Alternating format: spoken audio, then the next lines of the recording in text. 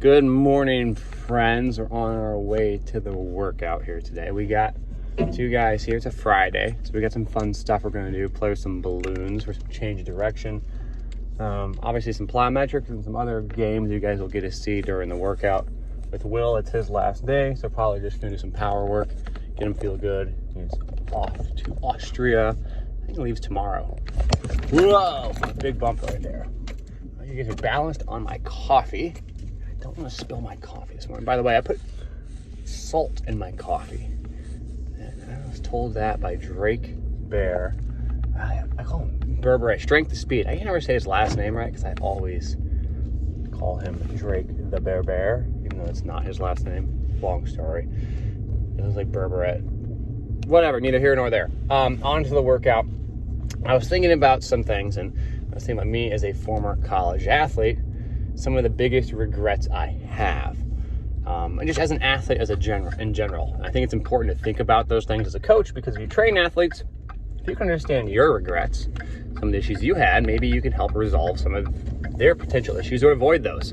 One of those big regrets I have was 3. Number 1 is I worked really hard, but I didn't understand what I was working towards or for. What I mean by that is I wanted to be a better basketball player. I didn't actually know what the coach needed of me. Now I can blame the coach a little bit because he wasn't very clear what he wanted from me. But I was never very good at seeking out direction. And the older you get, the more defined your role becomes as a basketball player or whatever you're in. So seeking out that direction can be really helpful. That can be the same for your job as well too. If you have a job and you want to get promoted or move to the next level, too many people are afraid to ask questions as if it's going to set them back. So that's one regret. Second regret is constantly flipping between programs. I don't think I didn't understand how long it took to get better on something. I did like 90 different programs in college. I had no consistency. Again, I worked really hard, and that might have been a side effect of lack of direction, because you don't know where you're going. You're just going to do lots of things in hopes that maybe one of those routes you turn over a stone that's most useful for you. And I think a lot of people do that with social media. They just kind of do random things. They're not consistent at all. They give up after a week. Even hobbies and certain things like that. Because what happens when you do something, you're going to learn whatever that something is, how that something works. And you can get better at it in the first week. But then the rate of getting better starts to decline exponentially. It gets worse and worse and worse. Exponential decay. And so then if you're just basing all your enjoyment on progress, you're going to stop making progress really quickly. And so understand that is really important as well. Number 3, as I make this turn right here. Sorry. My third regret would be the fact that as an athlete, I never really, I guess it's kind of twofold. It's kind of like 3A and 3B. One is I never really thought much about stuff. I didn't have a critical reflection on myself. And because of that, in my own training, I just kind of did what I enjoyed, but I didn't enjoy the process, if that makes sense. So I didn't really reflect on, is this drill going to make me better? How is it going to make me better? What's it going to do? Is my training making sense? How good am I compared to my teammates? Do I need to actually do what I'm working on? And so because of that, I would just do things I liked. I would keep shooting certain 3-point shots or doing certain lifts I enjoy, shooting a step back a certain way. And it wasn't actually ever going to help me get better at basketball. And so I would just do what I liked versus actually being thoughtful about the process and thinking, is this the right thing to do? And we don't ask enough of those questions. And only once you're kind of out of that process, you reflect on it and be like, man, I really should have done that. And there's some egotism there because you're a little bit like, of course I'm good enough. I should be in this role. I should be in that role. And we got to remove that ego. And once you remove that ego, you can be objective about your situation. And that's the case for a lot of things outside of sports as well. But it seems like in sports, there's some ego level with it because you say, if I'm not good enough, then you think like it's going to affect your game as a player. That's not true at all. And so just being reflective on what you are so you can actually get better at who you are is really important. All right, so we're here at the workout. Let's go get it. I appreciate you guys. Let's see ya. Okay, so after the warm-up, we kind of did some movement and shuffle stuff. We got into some fun challenging games here with the balloon. So we're just practicing this here. I'll show you how we competed with it in a second. So we had one person go and the next person go, and we call this a ladder shuffle. So we're trying to push the distance out further and further each time. Now we just want to go the same direction every time. So obviously there's an advanced version of this. We can go both ways, which I did a bad job of communicating. Joe went right. You just got to go left the whole time. We're just trying to extend our distance here further and further each time. And this is going to challenge you and the partner that you're working with to try and work on that cross step to cover ground, accelerate, stop, and go. Now, Will is leaving to Austria here in a second, actually tomorrow, I believe. So we just did a power series with him, just some pin squats, working on that initial jumping position. Then we taught some band-assisted jumps. These weren't his best reps in the world, but I'll show him anyway. So we want to focus on falling into that contact. Actually, looking at this, he does a good job. Well done, Will. My bad for saying that ahead of time. Pretty good. And so we want to fall into the contact, just like we're falling into the contact we see here. Now, that wasn't his best, but that's okay. We're going to work on it over time. He actually had much better reps after. But again, not every rep is going to be perfect. This is a really good set here. Look how clean and smooth that is. Good. It is so important to remember, not every single rep is going to be perfect. We want better, not best. If you could already do it great, you wouldn't be doing it. You already know how to do it perfectly. Now, Joe's working on a 1-2 rhythm step right here. This is how we can progress into more intense bounds. Good. We're going to work on controlling our landing. So we did that for several series, and then we got on the court. For our court, we went high velocity plyometrics. So we're doing a lot of self alley-oops for our jumps today. Why, might you ask? Because when you do a self alley-oop, you have to sprint into the jump, force a little bit of a higher entry speed. So we got warmed up, and then we had a game here where we did a best of 3. So each person got 1 attempt. Well, no. 3 attempts. We went 1 at a time, and we kept score. And the best score out of 3 attempts won. And so I encouraged some creativity during it. Like, I had already won that drill, so Will decided to go behind the back. Now we can check out Joe here is going to do a self lob. This is pretty dope right here. I don't know how he does this so easily.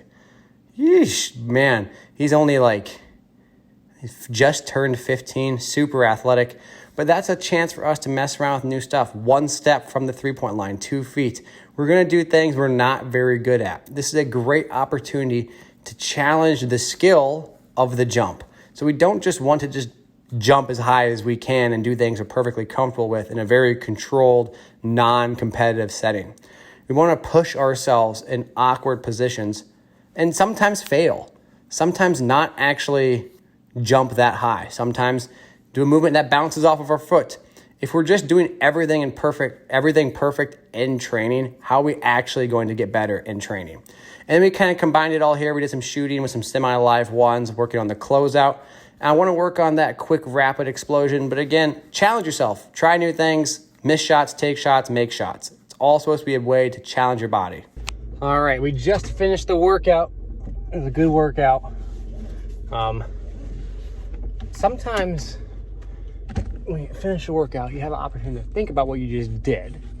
One of the things that came up was making sure that our efforts are great efforts. And what I mean by that, I think it's really easy to try and say, oh, you need this number of exercises. Sorry about the camera.